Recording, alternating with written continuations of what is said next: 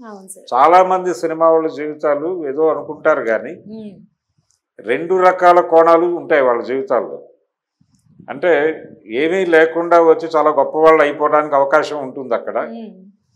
అన్నీ ఉండి వచ్చి ఏమీ లేకుండా సర్వనాశనం అయిపోయిన వాళ్ళు కూడా వెళ్ళిపోయిన ఉంటారు. వాళ్ళు కూడా ఉంటారు. అవును సార్. హ్మ్. అంటే కాంతారావు గారే ఉదాహరణ. హ్మ్. కాంతారావు గారు ఆయన చాలా పెద్ద 100 ఎకరాల ఆసామి ఆయన. సినిమా హుహు. ఇండస్ట్రీకి వచ్చే నాటికి. హుహు.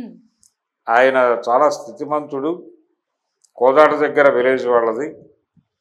ఆయన ఆ స్థాయిలో సినిమా పరిశ్రమకు వచ్చి కొన్ని రోజుల్లో చాలా కష్టాలు పడ్డాడు. సొంత ఇల్లు కూడా లేకుండా అయ్యో! అయిపోయింది. హ్మ్.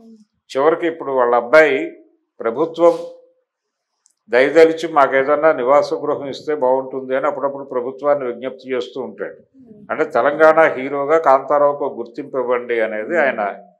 ప్రధానమైన అభ్యర్థన. హ్మ్. అంటే ఒక ప్లానింగు ఇది లేకపోతే ఎలా అయిపోతుంది జీవితం అంటానికి కొన్ని జీవితాలు ఉన్నాయి అక్కడ. అవును సార్. హ్మ్. అలాగే ఏమీ లేకుండా పని చేస్తూ పని మీద దృష్టి పెట్టి హ్మ్.